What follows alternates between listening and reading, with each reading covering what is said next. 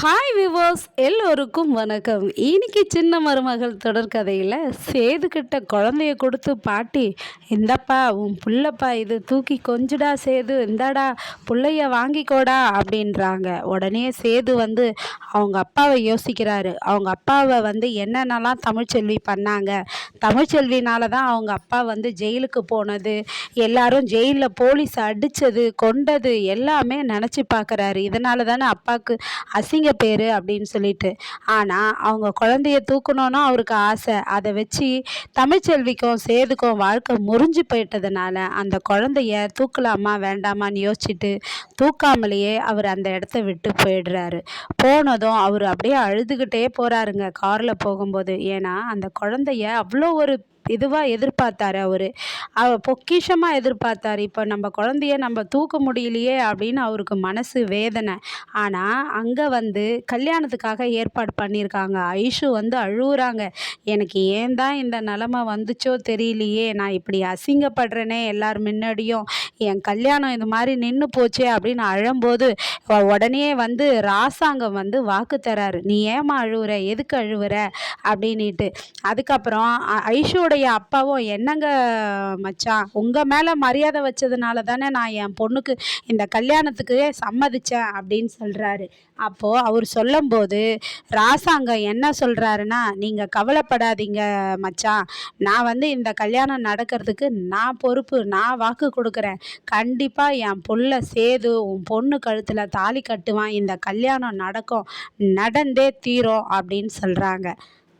அதுக்கப்புறம் தமிழ்ச்செல்விக்கு இடுப்பு வலி திரும்பவும் வருதுங்க. ரெண்டாவதாக வலி வருது. ஏன் ரெண்டாவதாக வலி வருதுன்னு பார்த்தா, திருப்பி இன்னொரு குழந்தையும் வயிற்றில் இருக்கிறதா சொல்கிறாங்க டாக்டரு. அப்போ ரெண்டாவது டெலிவரிக்கு உங்கள் பேத்திக்கு வலி வந்துருச்சுன்னு சொல்கிறாங்க. உடனே தமிழோட அம்மாவும் பாட்டியும் போயிட்டு 2 பேரும் பிரசவம் பார்க்குறாங்க. ரெண்டாவது பிரசவத்தில் பெண் குழந்தை பிறந்துடுது.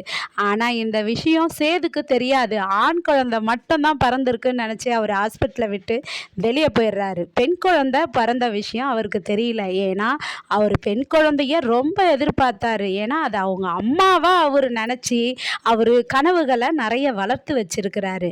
அதுக்கப்புறமா கல்யாண மேடைக்கு சேது போய் நிற்கிறாருங்க.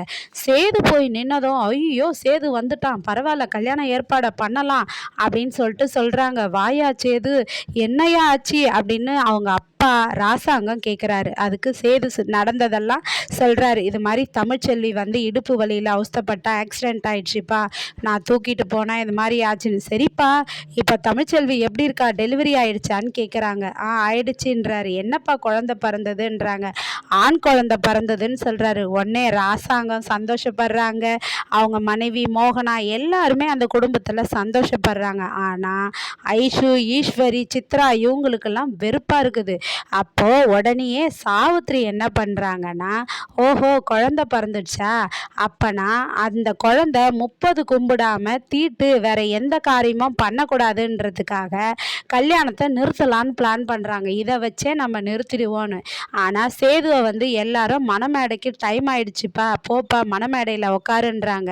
அப்போது சாவித்ரி என்ன சொல்கிறாங்கன்னா, என்ன நேரம்லாம் முடிஞ்சு போச்சு, இப்போ போய் சேதுவை உட்கார சொல்கிறீங்க அப்படின்றாங்க.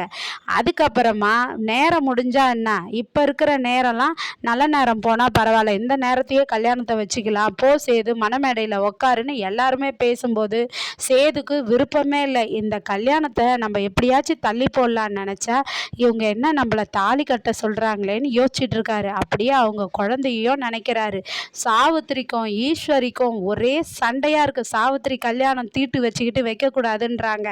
உடனே ஈஸ்வரி பேசுகிறாங்க, தமிழுக்கும் சேதுக்கும் தான் உறவு முறிஞ்சு போச்சு இல்லை, அதுக்கப்புறம் என்ன இருக்குது, இதெல்லாம் தீட்டு கிடையாதுன்னு பேசுகிறாங்க. ஆனால் இவருக்கு சேதுக்கு குழந்தை மேலேயே ஏக்கமாக இருக்குது.